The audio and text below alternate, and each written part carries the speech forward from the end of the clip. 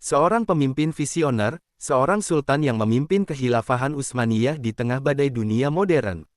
Dialah Sultan Abdul Hamid II, tokoh yang dikenang sebagai benteng terakhir kekuatan Islam sebelum kekhilafahan runtuh. Namun, bagaimana seorang pemimpin yang dikenal bijaksana, menjadi musuh bagi Eropa, Zionis, bahkan sebagian rakyatnya sendiri? Ini adalah kisah perjuangan, pengkhianatan, dan tekad yang tak tergoyahkan. Sultan Abdul Hamid II lahir pada tanggal 21 September tahun 1842 di Istanbul. Ia adalah anak dari Sultan Abdul Majid pertama, seorang pemimpin reformis yang memperkenalkan Tanzimat, sebuah gerakan modernisasi besar-besaran di kekhilafahan Utsmaniyah. Dari kecil, Abdul Hamid dididik secara intensif. Ia menguasai beberapa bahasa seperti Arab, Persia, Prancis, dan Jerman. Selain itu, ia sangat tertarik pada sejarah, politik, dan seni.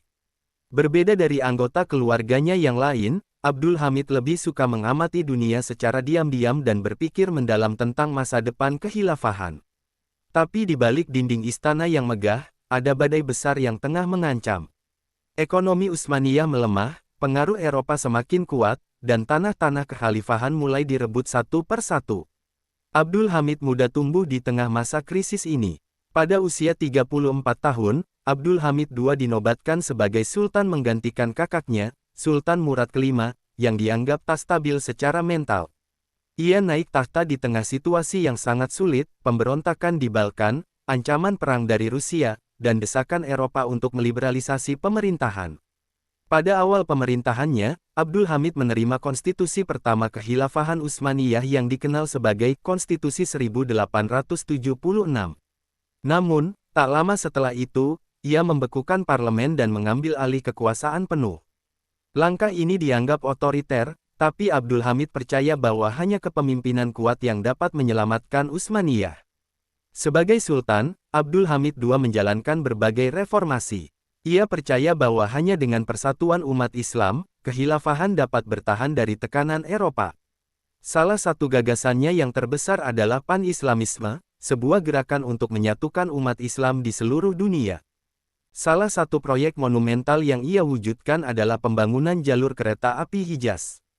Jalur ini menghubungkan umat Islam dari Damaskus ke Madinah, memudahkan perjalanan ke Tanah Suci sekaligus memperkuat kontrol politik di wilayah itu. Namun, tantangan besar datang dari luar. Kekuatan Eropa seperti Inggris, Prancis, dan Rusia terus menekan Utsmaniyah untuk menyerahkan wilayah strategis.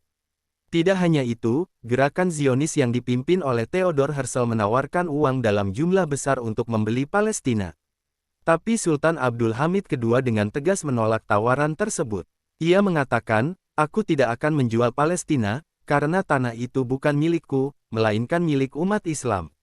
Tubuh ini mungkin hancur, tetapi aku tidak akan menyerahkan tanah suci ini kepada siapapun."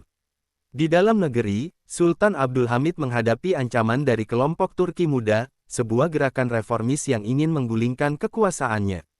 Pada tahun 1908, mereka berhasil memaksa Sultan untuk mengembalikan konstitusi. Dan setahun kemudian, melalui kudeta, mereka menggulingkannya dari tahta. Sultan Abdul Hamid II diasingkan ke Tesaloniki, lalu dipindahkan ke Istanbul di Istana Beylerbeyi, tempat ia menghabiskan sisa hidupnya. Ia tetap menjalani hari-hari terakhirnya dengan sabar dan berdoa untuk umatnya.